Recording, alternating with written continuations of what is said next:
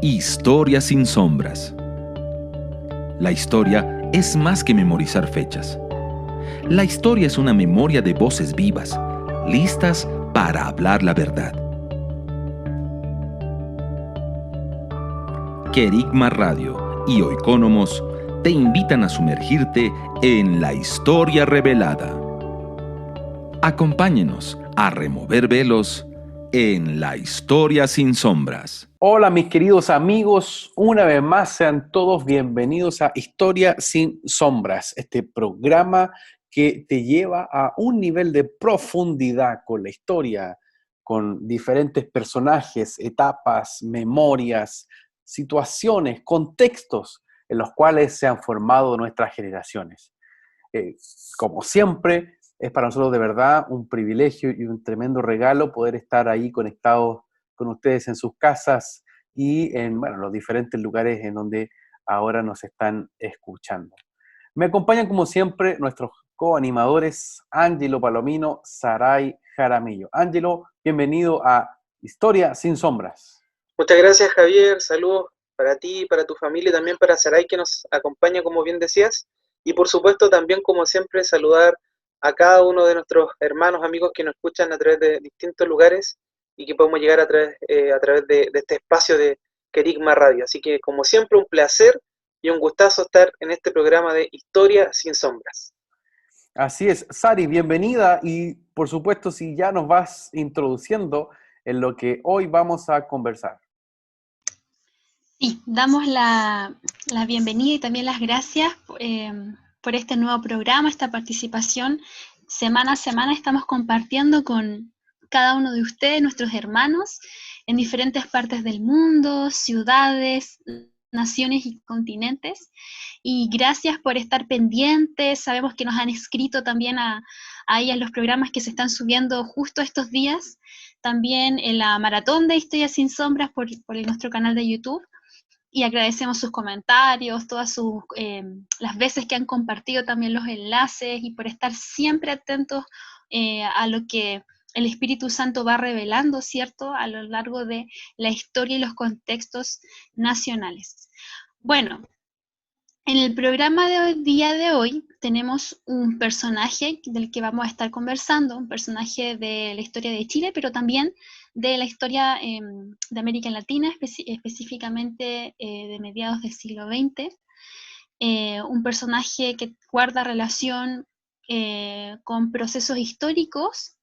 Por ahí también se podía mencionar como contexto lo que surgió la Guerra del Pacífico, Guerra del Salitre, también como algunos historiadores le mencionan, que fue un conflicto bélico también dentro del periodo, que fue marcando también la historia de tres países, Chile, Bolivia, Perú, en específico. También hay otras intervenciones por ahí, pero este personaje del que hoy día vamos a estar conversando es Arturo Prat Chacón, que se le considera en Chile un héroe de guerra chileno, fue un marino, pero también abogado.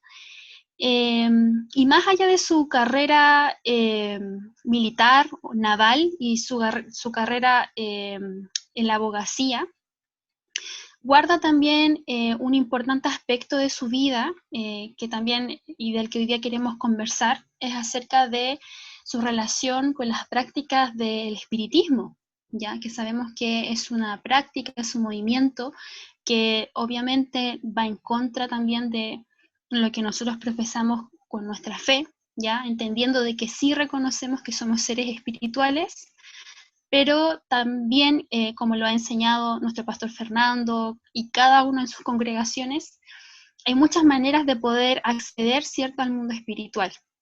Lamentablemente este personaje hacía esta práctica, y no solamente él, sino que se llama también a un movimiento que en ese entonces se estaba desarrollando con fuerza en algunas cúpulas chilenas, y hoy día queremos entender un poco este fenómeno.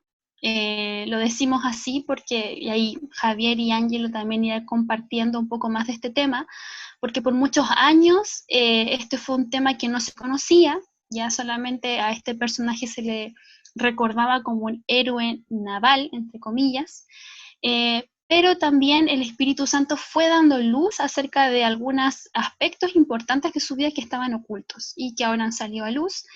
Y de hoy día queremos ahondar sobre este tema muy delicado, pero que creemos que es importante que venga mayor luz y verdad. Así que de eso vamos a estar conversando hoy. Perfecto, tal cual lo señala Sari. Estamos acá en Historia sin Sombras y vamos a conversar acerca del espiritismo en Chile y principalmente visto a través de una figura como Arturo Prat. Ángelo, si pudiésemos seguir ahí profundizando en quién era Arturo Prat, tal cual Sari lo mencionaba, un héroe, pero ¿por qué está en cada plaza de Chile? O sea, en cada lugar emblemático hay una figura de Arturo Prat. ¿Por qué se da este casi culto a este, entre comillas, héroe patrio en la historia chilena? Sí, sí, tal como lo hemos abordado en otras oportunidades, sin más lejos, de hecho, en la sesión anterior de este programa, hemos estado comentando, ¿no es cierto?, sobre personajes de la historia de algunas naciones latinoamericanas. Le tocó en esa oportunidad a una nación bien cercana a nosotros, pero claro, no lo hacemos con ese afán de, de alguna forma mostrar o enrostrar algún error, sino que muy por el contrario, creemos que también en nuestra propia historia nacional, en el caso chileno, también hay personajes que, como bien tú decías, se les rinde de alguna manera un cierto culto. Y precisamente creo que es el caso de Arturo Prat Chacón. En realidad su nombre entero era Agustín Arturo Prat Chacón, eh, quien nace un 3 de abril de 1848 y fallece en mayo de 1879. Esa fecha es muy importante porque en ese periodo, digamos, Chile estaba en guerra, como bien decía, nos contaba Saray, con dos naciones vecinas, con Perú, con Bolivia, en el contexto de la Guerra del Pacífico, y por supuesto Prat en este caso, como era un oficial de la Armada, en específico era capitán de una fragata, de un barco, que era la Esmeralda, que hasta el día de hoy es como muy icónico, digamos, para la Armada de Chile. Eh, Él de hecho dio, de alguna forma así se relata en general en la historia chilena, él dio su vida en medio de defender su país en este conflicto bélico, y de alguna forma al lanzarse, ¿no es cierto?, a una embarcación enemiga. Y ahí es, bueno, probablemente a los chilenos esto le haga todavía mucho más sentido porque esto es como algo que se inculca desde la etapa más primaria, desde la enseñanza básica o de la etapa primaria, ¿no es cierto?, de los estudiantes acá en Chile. Se nos inculca de alguna forma este reconocimiento a este personaje como héroe patrio y se lo reconoce realmente como el máximo héroe naval en Chile. Eh, y esto es bien interesante porque realmente, claro, hay una escuela naval, hay de hecho está una base antártica que lleva su nombre, hay una universidad, en fin, hay una localidad, hay una serie de elementos que en Chile, a través de los cuales en Chile se le busca dar un realce a esta figura.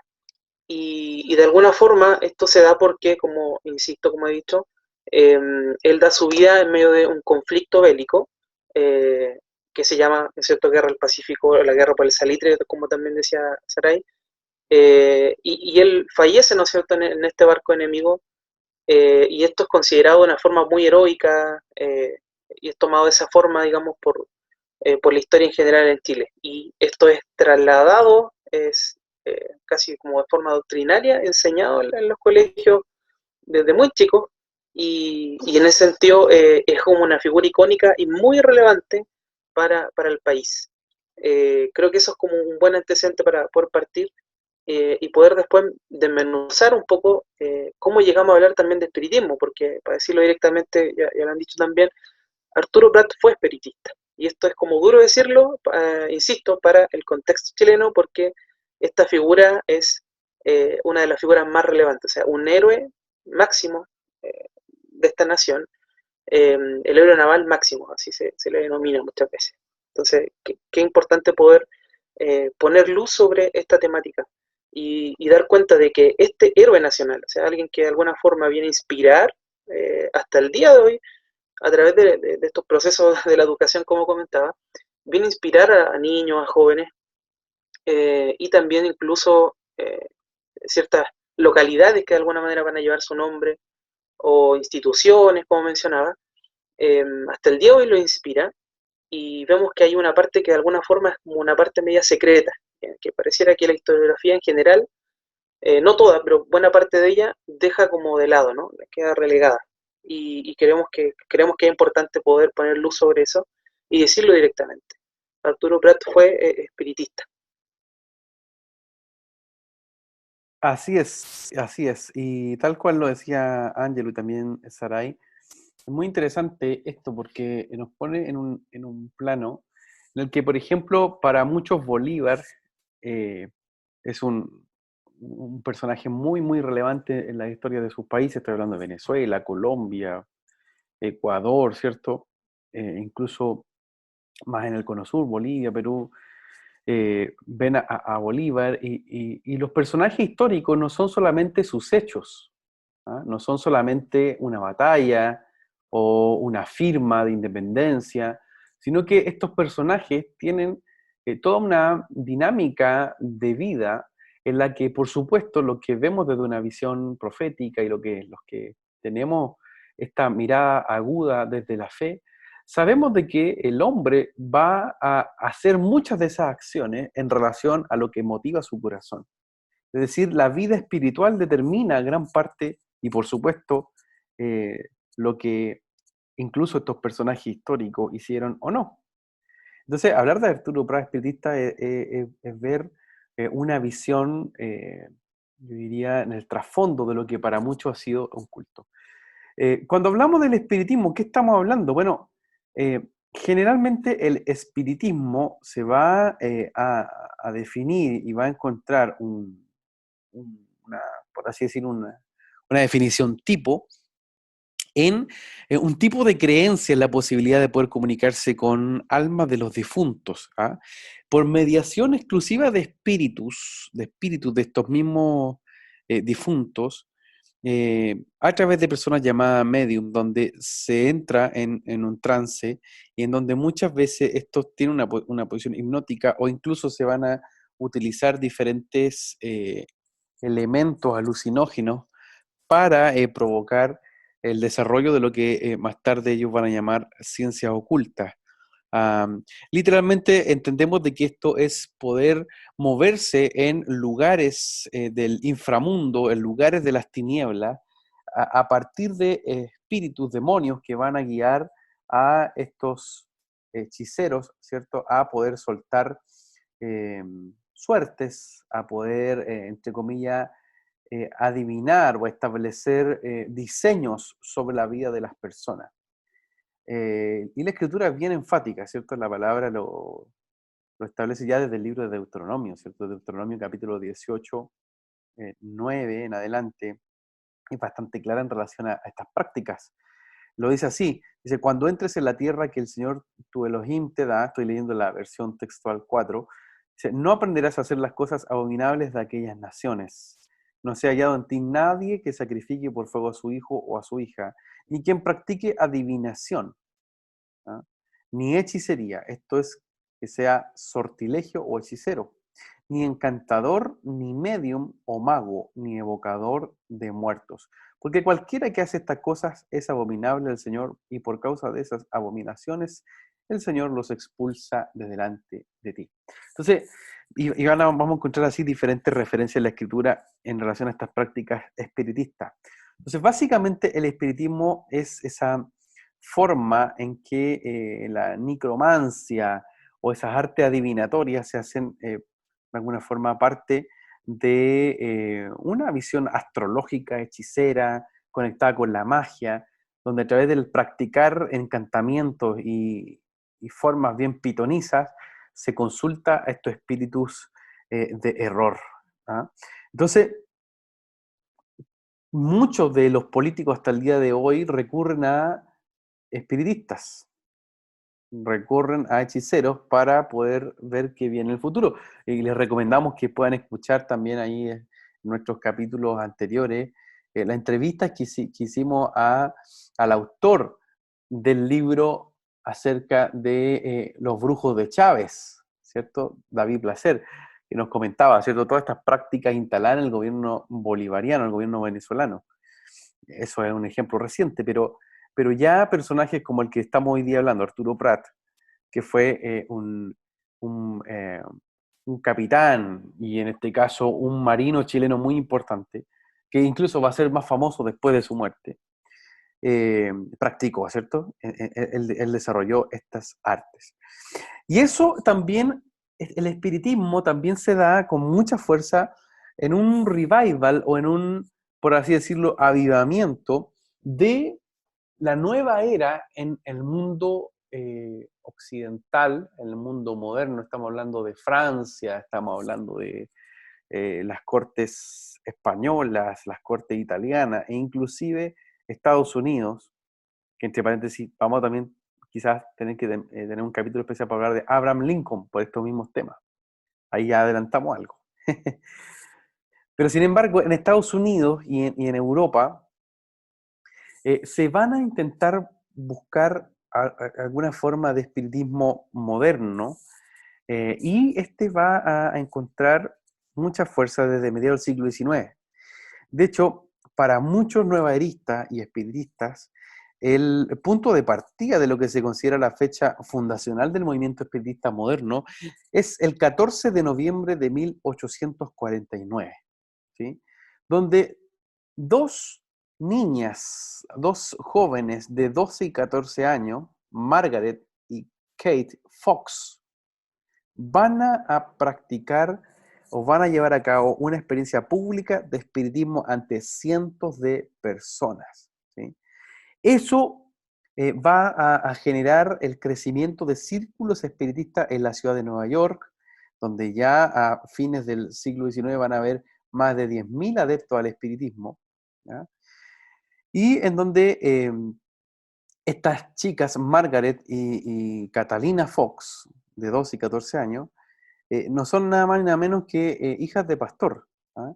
Eran las hijas de un pastor metodista llamado John Fox, que vivían en Hydesville, en Nueva York, y ellas comienzan a tener estas experiencias espirituales con las tinieblas, en donde van a comenzar a identificar diferentes tipos de espíritus de asesinatos, de crímenes, de muertos, y por lo tanto van a empezar a, entre comillas, vender sus revelaciones y sus adivinaciones, y van a hacer estas formas, yo diría, de manifestaciones públicas del espiritismo. Bueno, todo eso va a ir creciendo.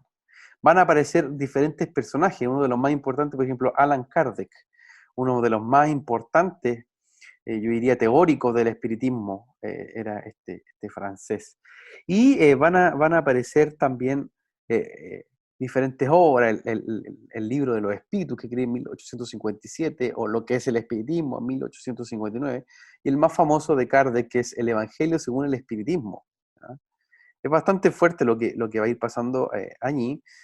Sin embargo, esto también va a tener repercusión en América Latina y por supuesto también en Chile, que era un país que estaba tratando de conectarse bastante con Europa, miraba a Francia, miraba a Inglaterra a fines del siglo XIX y por lo tanto trae estas prácticas, las exporta hacia la figura de Arturo Prat. Sari, tus comentarios y desde ahí vamos avanzando en lo que estamos conversando esta noche. Sí, yo creo que es fundamental lo que iba comentando Javier y también los antecedentes que va señalando Ángelo, en entender esta línea fina, ¿cierto?, que se muestra entre el espiritismo y lo que nosotros entendemos la vida en el espíritu, ¿cierto?, que es muy diferente, que son dos corrientes muy distintas, pero que si uno no trae luz, si uno camina en ignorancia, puede terminar cayendo en un error, ¿ya? Y esto es lo que les pasó a muchas personas. Ahí Javier mencionaba a las hermanas Fox, ¿cierto? Un lamentable abrir o inicio de beta que ellas hicieron en su momento siendo hijas, ¿cierto?, de un pastor. O sea, qué qué legado más importante de un padre transmitir una fe pura, pero que terminan ellas desvirtuándola y abriendo una brecha en la que hoy día gran parte o importante de personas de la humanidad están perdidas.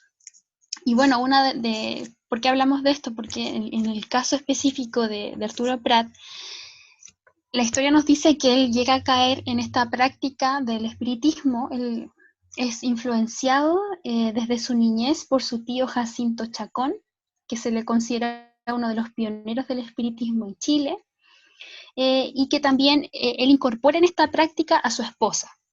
O sea, era una familia que tenía tradición, digamos, de esto, o sea, parte lamentablemente de su vida familiar, así como lo es, por ejemplo, en nuestras vidas, el reunirnos en casa, el tener tiempos de comunión juntos con el Señor. Bueno, ellos practicaban esto. Y era una familia que se reconocía devota de Dios, o sea, del catolicismo. Y ahí va la fragilidad, porque durante ese tiempo también en Chile se generaron también muchas disputas en relación a lo que era la práctica del catolicismo, con el espiritismo. Había muchas personas, imagino también incluyendo esta familia, que no encontraban que hubiese una antagonía o que fueran prácticas o una fe y una práctica espiritual que pudiesen ser contraproducentes o contrarias. ¿Ya? Es tremendo lo que ellos pensaban. Pero, ¿qué pasa? Dentro de estas situaciones que iban viviendo la familia, ocurre un hito importante en ellos, y era que Arturo Prat, desde muy pequeño, ya un tema más de salud, siempre se tendió a ser un niño frágil a nivel de salud, ¿ya? Y sus hermanos anteriores habían algunos muertos, y eso también provocó una también sobreprotección de la parte de su madre. Y cuando él ya llega a ser padre con Carmela Carvajal, su esposa, él también sufre también la pérdida de uno de sus hijos, su hija pequeña, y de esta manera, al generarse estas prácticas de espiritismo junto con su esposa y otras personas también, ellos intentaban poder comunicarse, digamos, con esta pequeña. Realizando sesiones espiritistas, junto con medios. Ahí se nombra a Eduardo de la Barra, Jacinto Chacón y su esposa Rosario Orrego, que los invitaban, ¿cierto?, a desarrollar estas sesiones para poder conectarse. Lamentablemente, como ya Javier lo iba mencionando y también Ángel, es importante decir que esto es una práctica que no va en sintonía, no representa nuestra fe. Somos personas espirituales, pero sabemos que para poder conectarnos con Dios solamente hay uno, y es a través de Cristo, ¿cierto? Y lo demás ya abre otras esferas espirituales demoníacas, espíritus que te engañan, espíritus que te hechizan, y lamentablemente juegan con el corazón de la gente y las terminan engañando, introduciéndolas en pactos y maldiciendo sus vidas. Así que no, realmente este tema oramos que también traiga mucha luz a todos nuestros hermanos y auditores que lo estén oyendo. Estás en sintonía de Querigma Radio, extendiendo el mensaje del reino de Dios a todas las naciones de la tierra. ¿Vives en Santiago de Chile y no tienes dónde congregarte? Te invitamos a que nos contactes en nuestro sitio web www.ciudadeluz.cl. Te esperamos. Querigma Radio, enseñando principios que ayuden a la iglesia a vivir en el Espíritu. De manera práctica, real y completa. Querigma Radio. Te invitamos a suscribirte a nuestro canal de YouTube. Búscanos como CCA Ciudad de Luz. Ahora seguimos con tu programa, Historia sin Sombras.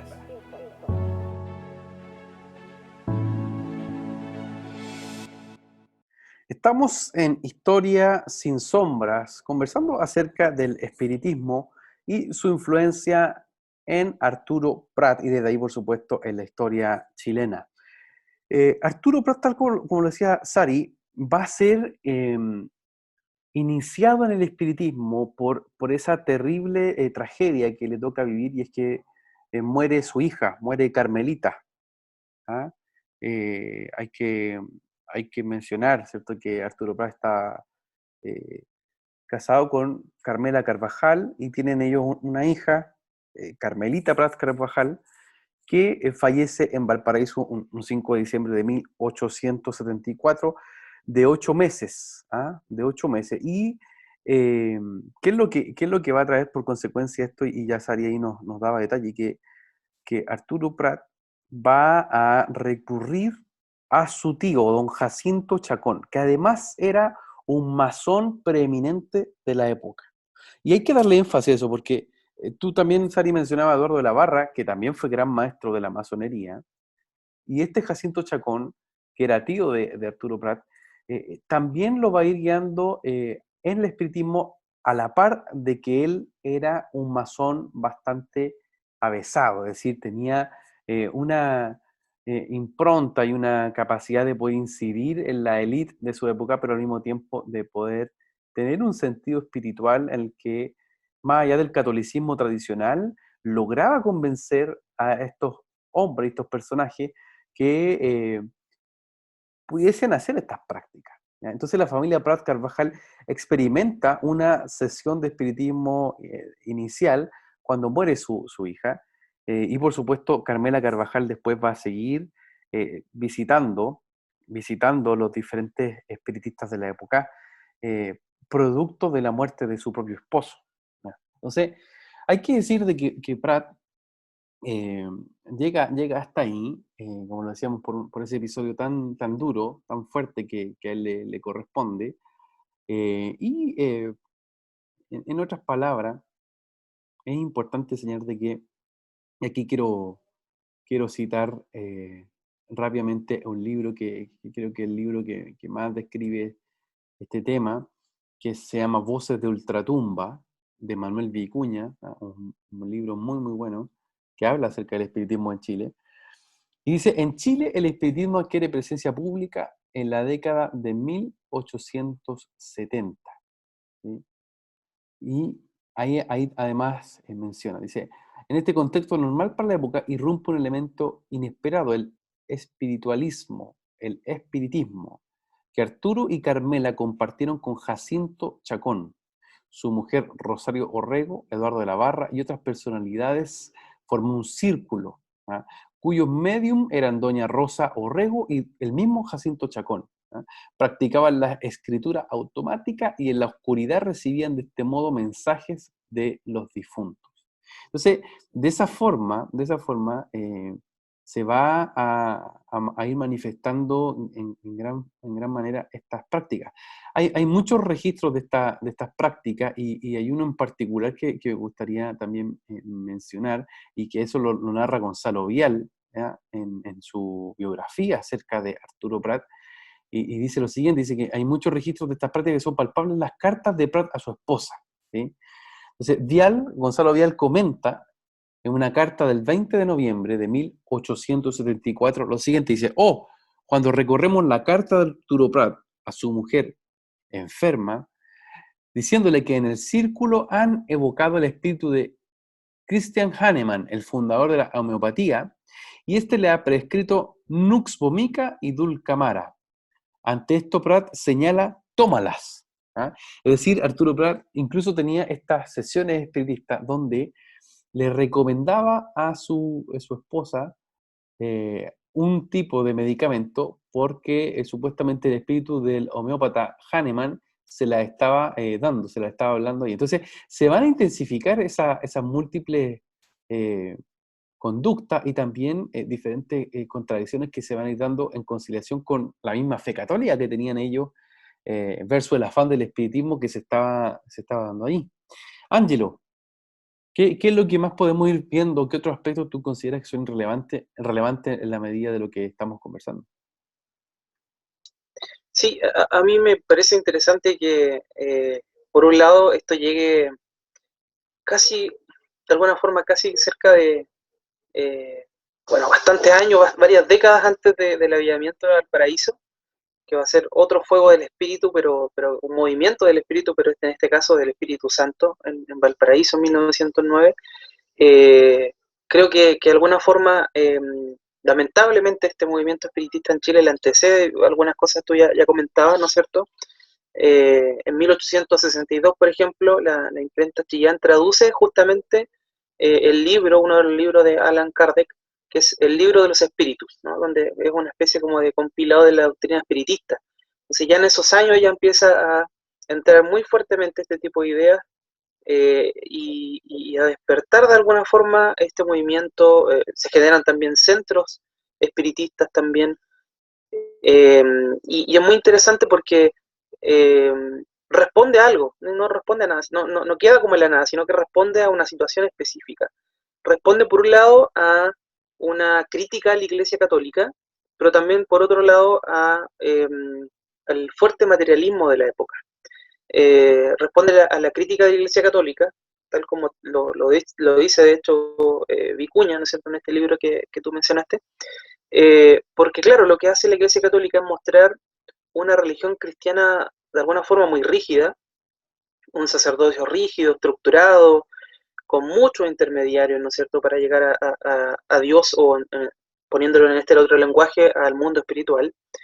Y de alguna forma el espiritismo viene a, entre comillas, salvar esa situación, mostrando una vía distinta, una especie como de democratización del acceso a lo espiritual, del acceso a este mundo de espíritus y en general al fenómeno religioso.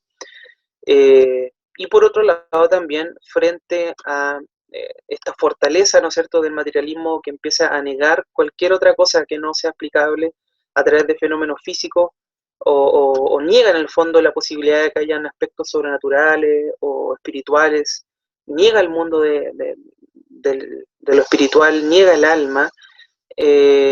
Claro, obviamente esto es una reacción a eso. O sea, de alguna forma, una sociedad tan cansada de esta pesadumbrada pensamiento materialista, naturalista, que de alguna forma, como diría Max Weber, viene a generar un proceso de desencantamiento del mundo. Y por lo tanto, de alguna forma lo que viene a hacer el espiritismo es responder a esto, pero de una manera claramente muy errada, como ya lo hemos dicho, y de alguna forma viene a cristalizar una espiritualidad distinta a lo que ofrece la religión tradicional. Y creo que ahí es importante porque creo que ahí podemos ver ya un patrón. De alguna forma, el espiritismo viene a hacer eso, viene a reemplazar ese espacio que muchas veces es ocupado por la religión tradicional. Es ahí donde se empieza a manifestar la religión, viene esta otra contracara, ¿no es cierto? Y qué importante es que nosotros podamos entender eso también. Quienes también tenemos de alguna forma como cristianos, como hijos de Dios, una mirada de reino, una mirada distinta, ¿no es cierto? Creemos que la religión no es la solución, no es la forma de llegar al Padre, y creemos efectivamente que podemos acceder a Él sin intermediarios, solo a través de Jesús. Creo que algo pasó ahí, que evidentemente esta verdad no alcanzó a ser revelada y lamentablemente conquistó muchos corazones de muchas personas. Y no solo eso, creo que también otro elemento de discusión que también es muy interesante es que viene de alguna forma el espiritismo a brindar una falsa paz, por así decirlo, frente a un hecho que todos los seres humanos de alguna forma vivimos, que tiene que ver con la muerte, con el luto. Los seres humanos de alguna u otra forma vivimos esa experiencia que obviamente es muy potente, y de alguna forma el espiritismo viene a mostrar una cierta tranquilidad al corazón humano, a quienes creen en esto, al decirle, mira, en realidad, efectivamente sí, ya la persona no está físicamente, pero existe el alma, existe el espíritu de esa persona que aún está ahí en un mundo que parecía inaccesible, pero ahora es accesible a través de estos medios, ¿no? De estas personas que de alguna forma, entre comillas, vienen a democratizar el acceso al mundo espiritual. Y de esta forma tú puedes acceder a conversar con tu padre, con tu madre, con esa persona que tú amabas y que falleció, Entonces es bien potente pensar en esto, que de alguna forma el espiritismo viene a también, muy entre comillas por supuesto, a salvar esta dificultad, a mostrar de alguna forma una, insisto, una falsa paz frente a un contexto tan fuerte como es el luto, como es la muerte. Ahí yo creo que también desde el cristianismo, nosotros como hijos del Señor tenemos un llamado a poder responder a eso, porque creo que tenemos una respuesta, creo que tenemos una verdad también que manifestar respecto de ese tipo de episodios que por supuesto vivimos como seres humanos. Estamos en Historia sin Sombras y estamos conversando acerca del espiritismo, su influencia, y hemos estado ejemplificando a través de la vida de Arturo Prat cómo se ha dado este fenómeno. Y hay muchos autores, hay muchos otros personajes que se inspiran ahí. Sari, tú, por ejemplo, no sé si nos puedes comentar algo, por ejemplo, de Isabel Allende, que es una escritora muy famosa a nivel latinoamericano, también chilena. ¿Cómo se ve también en otros planos el espiritismo? O sea, ¿de qué forma se va traduciendo en otros aspectos? Si nos puedes ahí comentar. Sí, tenemos aquí, bueno, Isabel Allende es una escritora conocida a nivel internacional, tiene una gran trayectoria. Bueno, ella nace en Perú, pero es chilena y es también desde 2004 miembro de la Academia Estadounidense de las Artes y Letras, y obtuvo también el Premio Nacional de Literatura en el año 2010. Uno de sus libros más conocidos y leídos en todo el mundo es La Casa de los Espíritus, ¿ya?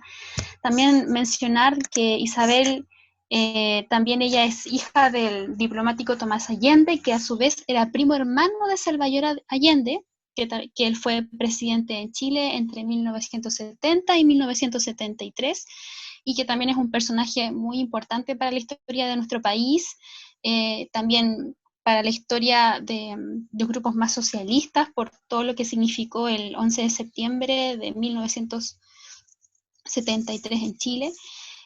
Pero algo importante de la escritura, digamos, de esta mujer en relación a este libro, La Casa de los Espíritus, a propósito de que estamos hablando del espiritismo en Chile, es una entrevista también que ella les hacen desde la BBC hace unos años atrás, donde le llevan a preguntar de dónde ella se inspira, ¿cierto?, para poder escribir este libro, porque se le considera una obra literaria del género del realismo mágico.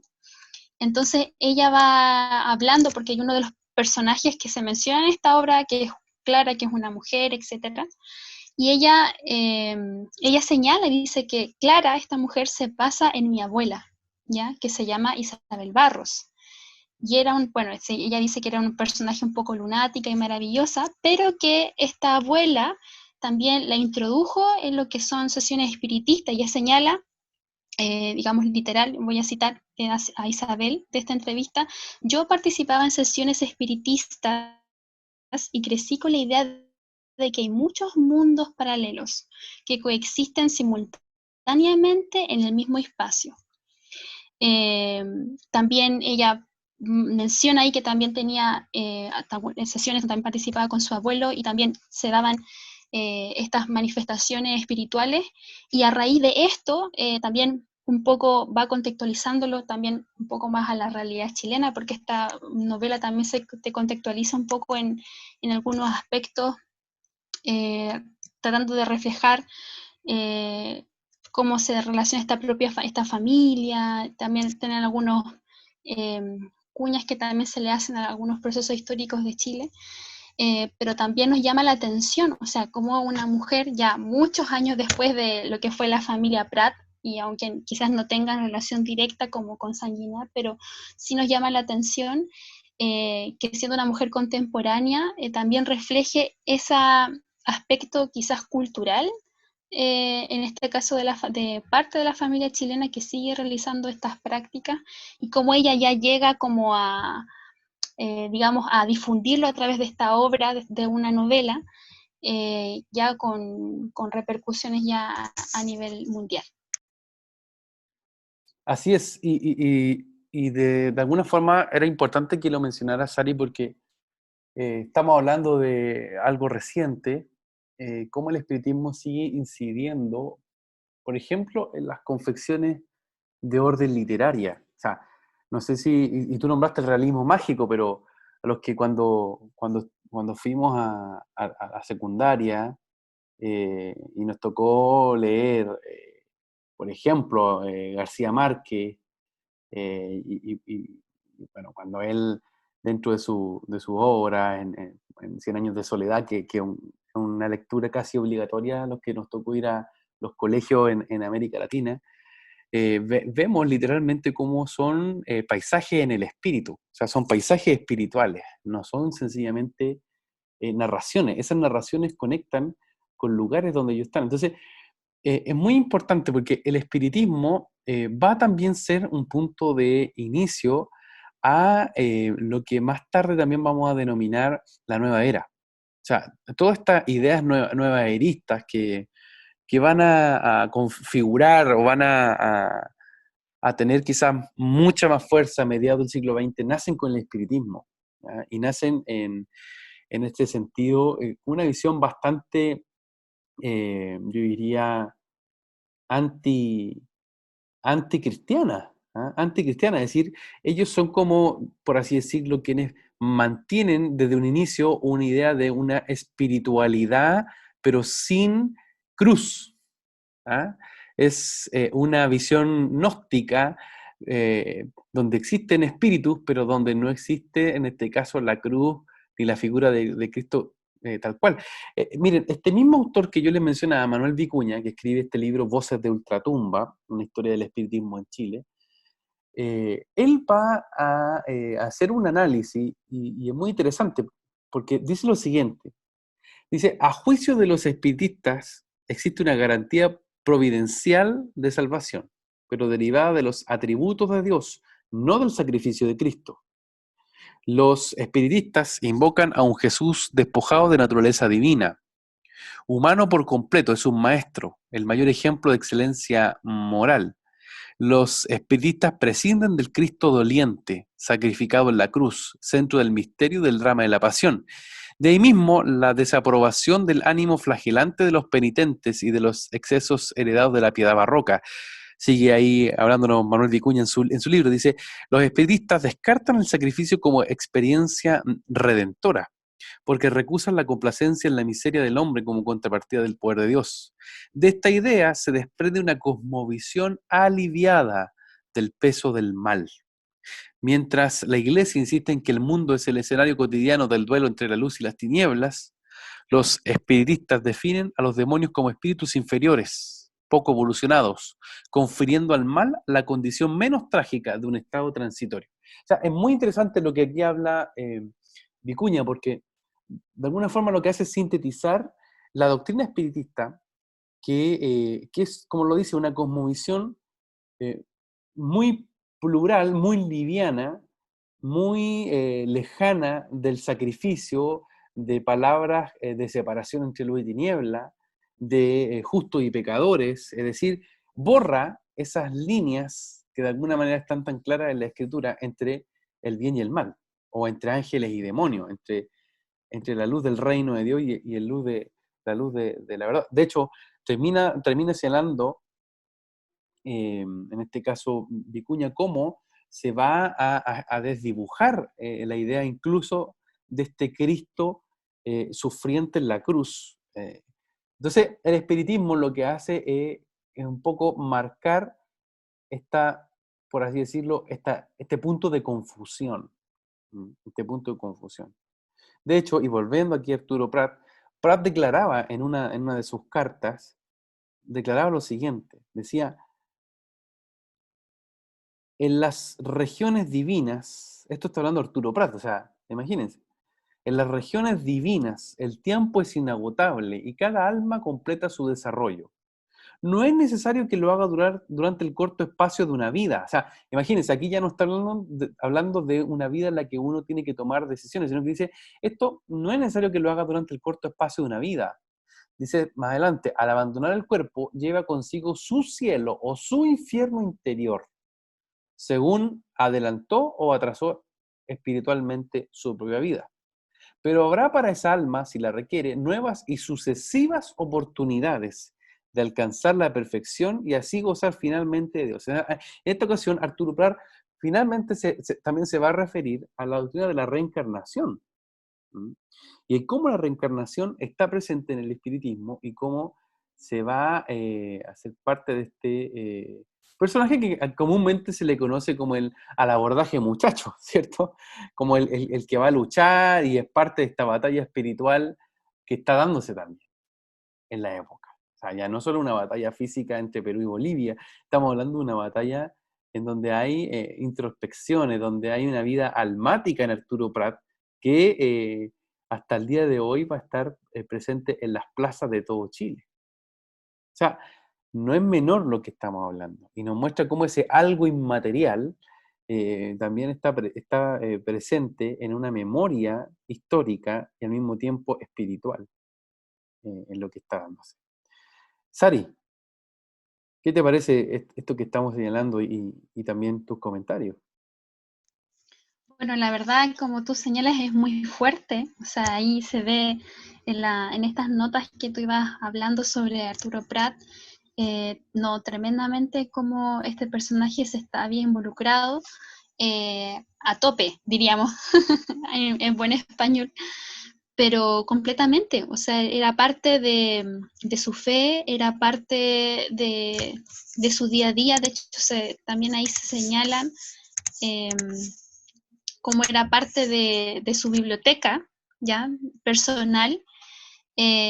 Tenía libros que abocaban su interés tanto en filosofía, el genio del cristianismo, pero también más allá de la muerte, de Fugger, el Evangelio según el Espiritismo de Kardec, que ya se mencionó, y cómo él vive esta dualidad de fe. En el fondo también muchas veces el espiritismo trata de justificarse diciendo, no, nosotros creemos en Dios, Dios creó los espíritus, creó las almas, pero cómo lleva a engañar y engaña totalmente el corazón del hombre, lo vuelve dependiente. En este caso, también Javier lo mencionaba antes, o sea, cómo Arturo Prat llega a involucrarse a más fondo en estas prácticas debido a la pérdida de su primera hija. O sea, hay un dolor, un vacío tan fuerte, ese trauma de la pérdida, ¿cierto? Tan profundo en su corazón, que lo lleva a la desesperación de querer, a través de esta práctica, intentar llenarlo con estos ejercicios espirituales, pero habla también de la fragilidad del corazón del hombre, y eso nos muestra por qué las personas llegan a desarrollar estas prácticas. Algunas, como ya lo hemos mencionado en otros programas, para buscar poder, como fue en el caso de Hugo Chávez y todos los políticos que se fueron introduciendo esta práctica para poder tener poder, otorgar sabiduría, dirección. Pero incluso, o sea, en el personaje que tenemos hoy día de Arturo, llega incluso a preguntar o a querer recibir revelación, entre comillas, o entendimiento, incluso para la salud, para decisiones del día a día, prácticas. Y eso ya genera una dependencia del corazón y del espíritu del hombre, una esclavitud. O sea, no soy capaz de pensar por mí mismo mis soluciones o ir a Dios, sino que tengo que depender de esta fuente demoníaca, de esta fuente controladora, engañadora, y que va alimentando el espíritu, el alma de las personas, pero trayendo una contaminación muy profunda, con daños o sea, trayendo consecuencias tan nefastas. ¿Qué pasa con este personaje? Él termina falleciendo. También se le considera, como ya lo mencionó Ángelo, como un héroe nacional, pero también en condiciones muy, muy tristes, muy trágicas también su muerte. Quizás también uno podría decir ligado también a este mismo hecho. O sea, él había pactado su vida, había pactado su corazón, su alma, y también eso pasa a la cuenta.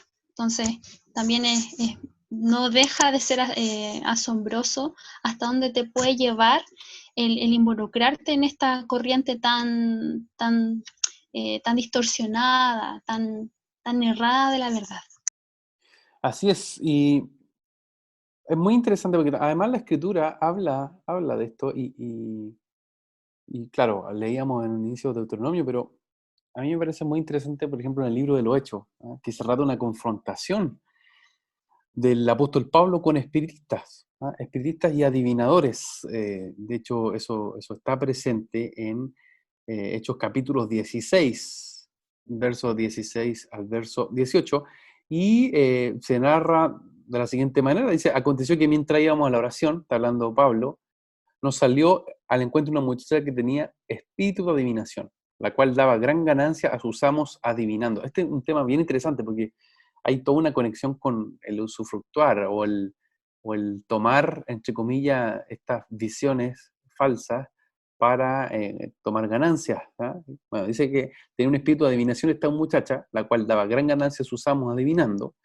Dice, y está siguiendo a Pablo y a nosotros daba voces diciendo, estos hombres son siervos del Dios Altísimo quienes os anuncian el camino de salvación. Y esto lo hacía por muchos días, más desagradando a Pablo, este se volvió y dijo al Espíritu, te mando en el nombre de Jesucristo que salgas de ella. Y salió en aquella misma hora. O sea, es muy interesante, sobre todo porque Filipo, que es donde se da este hecho, esta situación, Filipos era una metrópoli en materia de comercialización de los cultos paganos y de una fuerte doctrina filosófica. Había una influencia griega importante y de Macedonia, y Pablo no tuvo temor. Pablo ejerció ahí la verdad, y la verdad, el poder del Espíritu Santo fue la que trajo ese nivel de libertad. Yo creo que es muy importante que nosotros podamos ver de qué forma hasta al día de hoy se manifiesta el espiritismo, o sea, en los alcaldes, como lo decía, los políticos, intelectuales, pintores, músicos, matemáticos, filósofos. Hay uno que es muy famoso al día de hoy, también chileno, Alejandro Jodorowsky, que también hace cine y hace sesiones espiritistas a través del cine, o sea, es impresionante.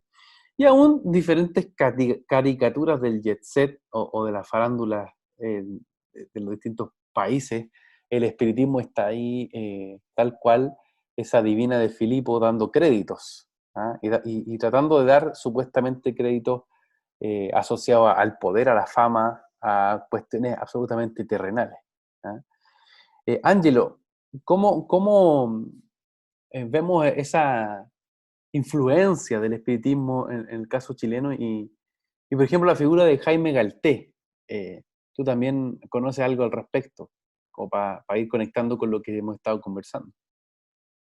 Sí, efectivamente, bueno, claro, Arturo Prat no fue el único que practicó el espiritismo, hubieron muchos más, pero probablemente uno de los más conocidos del siglo XX fue Jaime Galté. Y no solo su importancia radica en que, claro, en este caso no estamos hablando de un héroe nacional, pero sí de alguien que llegó incluso a, entre comillas, a atender a políticos de gran relevancia, a presidentes de hecho de la República. Se dice que atendió, por ejemplo, a Carlos Ibáñez del Campo, a Salvador Allende y hasta hace poco una de las últimas presidentas de Chile, en este caso vinculó también con la familia de ella, específicamente con una tía, que en este caso hablamos de la presidenta Michelle Bachelet. Él vivió desde 1903 a 1965 y a muy corta edad, entre comillas, él desarrolló estas capacidades paranormales de poder conectarse con el mundo de los espíritus. Y una de las cosas que, claro, lo hizo bastante famoso entre la élite chilena, entre los políticos que en el fondo acudían a él, era una especie de capacidad, entre comillas, de poder ser, entre comillas, poseído por un médico alemán que se llamaba Erich Halfane. Y cuando era poseído, digamos, por este médico, muerto obviamente, él era capaz de poder, sin ser médico, él de profesión abogado, y también, por cierto, otro antecedente más, también era masón,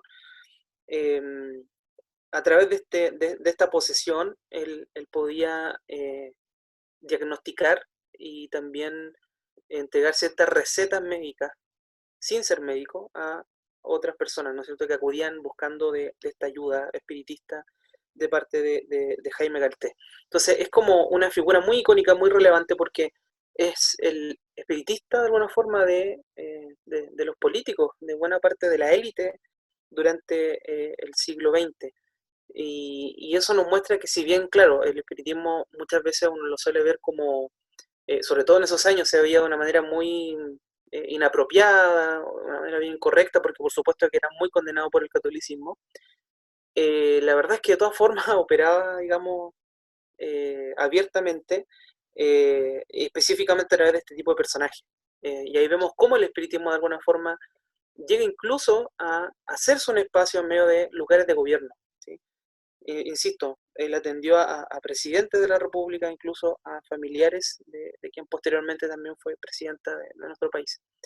Y eso nos da cuenta de cómo el espiritismo incluso llegó a tocar esta fibra tan importante que es también la del gobierno. Y hemos sabido, ¿no es cierto?, como lo hemos relatado también en otros episodios, que de alguna forma el gobierno y la política se conecta también muchas veces con el mundo espiritual, y hay políticos que buscan esta asesoría. Y en este caso, para el caso chileno al menos, Jaime Galté sin duda que es uno de estos, entre comillas, referentes del espiritismo en Chile, que permite hacer esa conexión. Así es, estamos en Historia sin Sombras, conversando acerca del espiritismo en Chile, viendo múltiples repercusiones, y nos detuvimos un ratito para hablar también de este emblemático caso de Arturo Prat.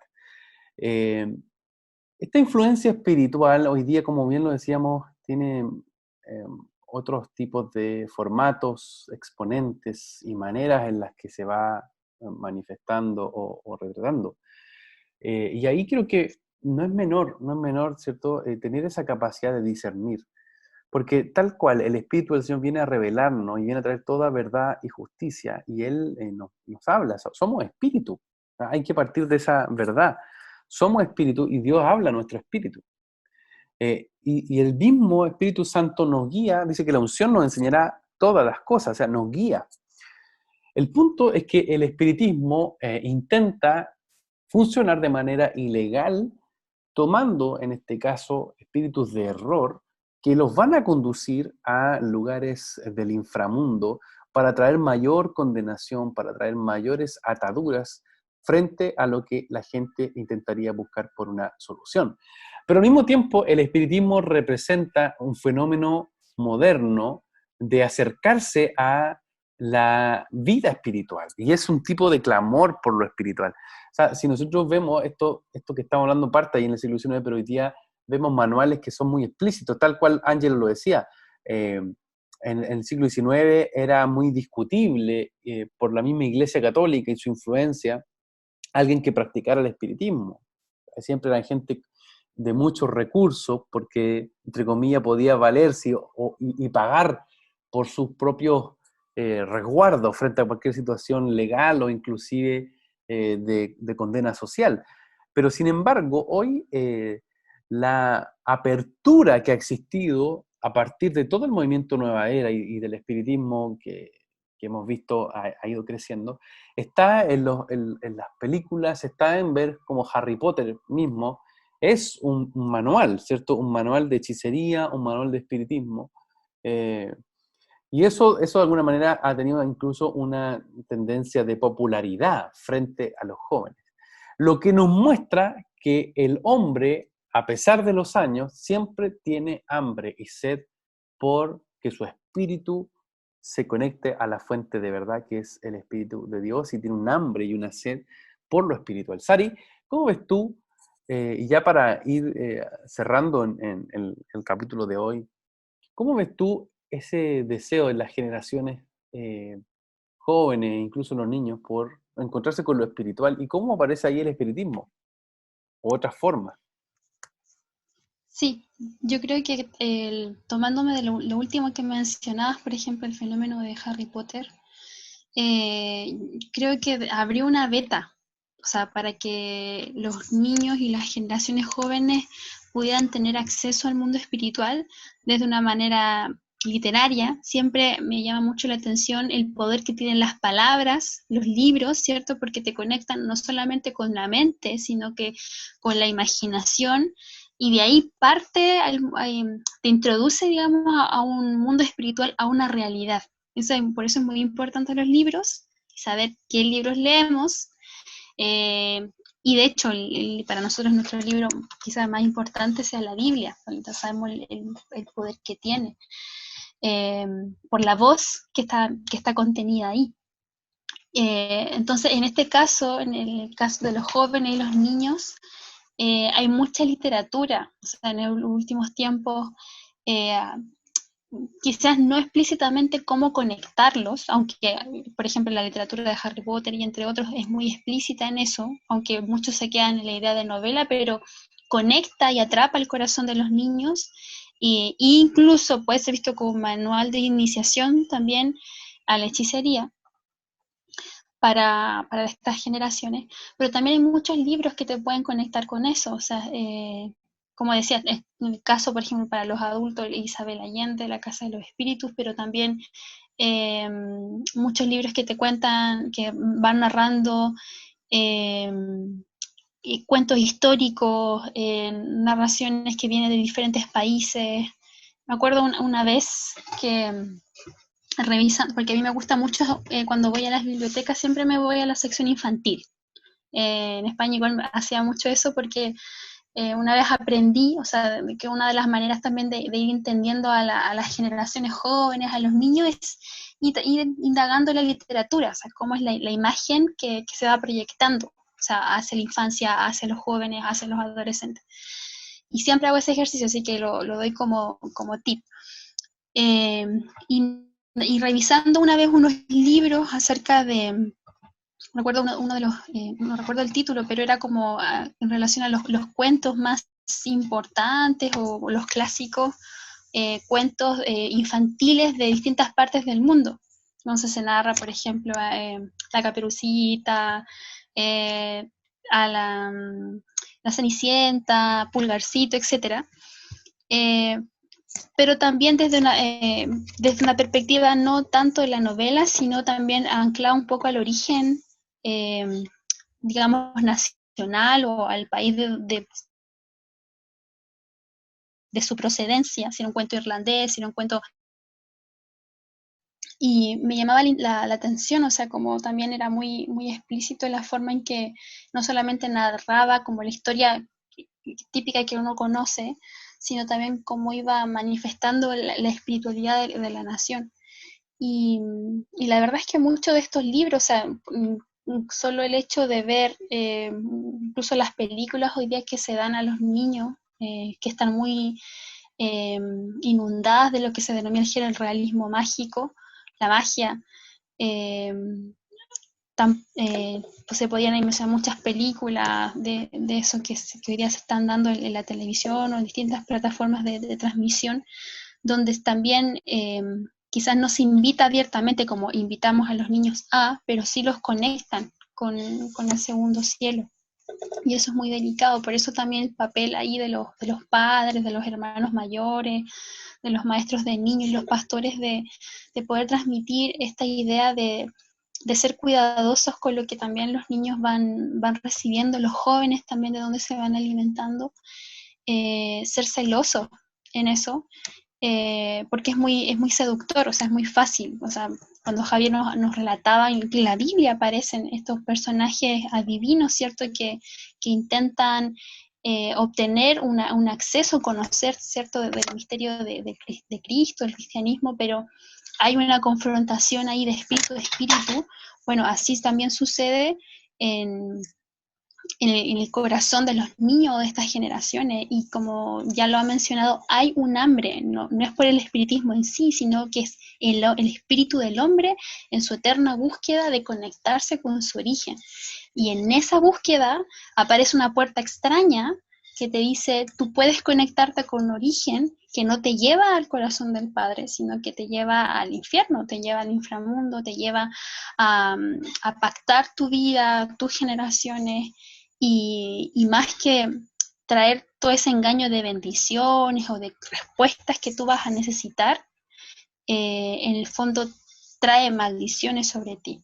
Por eso es muy importante en esta fase, sobre todo para la infancia y juventud, saber qué estamos leyendo, de dónde estamos bebiendo, y ir filtrando. Yo creo que ahí es súper importante el papel de los padres, como decía, pastores y los maestros.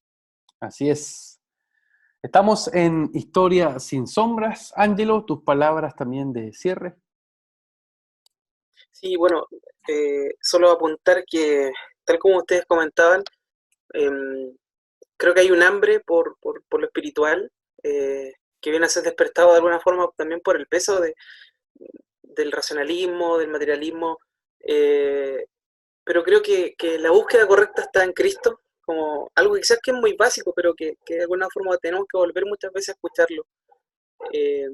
Y no todo medio que de alguna forma se nos ofrece para poder acceder a lo espiritual, creo que es el correcto. No todos los medios son correctos para poder conocer el mundo espiritual. Creo que cuando eso acontece, yo creo que el patrón que al menos vemos en la Biblia es que eso ocurre de manera ordenada, Dios lo va produciendo, incluso más que el hombre buscando eso, es Dios quien de alguna forma va abriendo esa puerta del corazón y del espíritu. Y creo que es importante tener eso en consideración, sobre todo frente al espiritismo, que una de las cosas que esto busca hacer es de alguna manera reemplazar el cristianismo y el avivamiento espiritual que viene con este. Que no puede dejar de ser sin duda un tema que es muy relevante. Así es, queridos amigos, y la verdad es que ha sido un tema tan, yo diría, más que interesante, ¿cierto? Que nos revela, nos muestra qué es lo que en definitiva está conectado en el corazón de las generaciones y cómo hay diferentes maneras en las que esto se ha llevado a cabo. Hemos hablado acerca del espiritismo y su influencia en Chile, pero por supuesto esto es un ejemplo porque este mismo movimiento espiritual ha estado presente en la mayoría de los países de América Latina y por supuesto en múltiples otras formas que se han estado dando al día de hoy, Reiki, yoga, mandalas, etcétera, que están ahí teledirigidos y otros más que ejemplos que daban Ángelo y Saray, que están tratando de captar el espíritu de las generaciones. Sari, los recomendados de hoy y ya nos vamos despidiendo. Sí, bueno, para hoy día tenemos algunos libros que ya se han ido mencionando. El primero de ellos es Historia del Espiritismo en Chile, del 2006, editorial Tauros. También tenemos el libro que se mencionaba de Voces de Ultratumba de Manuel Vicuña. Y esos son nuestros libros hoy día para recomendar, así que totalmente invitados a seguir, incluso también atentos a nuestro canal de YouTube, porque también prontamente estaremos subiendo el capítulo si es que no lo alcanzaron a escuchar de forma completa. Así es, queridos amigos, y de esta forma ya nos estamos despidiendo de un capítulo que hemos tenido aquí en Historia sin Sombras. No dejen de conectarse con nosotros a través de nuestras redes, oikonomos.cl, y ahí está también Oikonomos, Facebook, Twitter, Instagram, y por supuesto agradecemos una vez más a Querigma Radio por darnos este espacio para poder estar comunicados con cada uno de ustedes. Les enviamos un gran abrazo. Esto ha sido Historia sin Sombras. Chao. Hemos concluido un nuevo recorrido por la historia. Sin olvidar que la verdad nos hace libres. Nos vemos en un próximo capítulo. Fue un programa de Oikonomos, Centro de Liderazgo Público Cristiano, patrocinado por CCA Ciudad de Luz.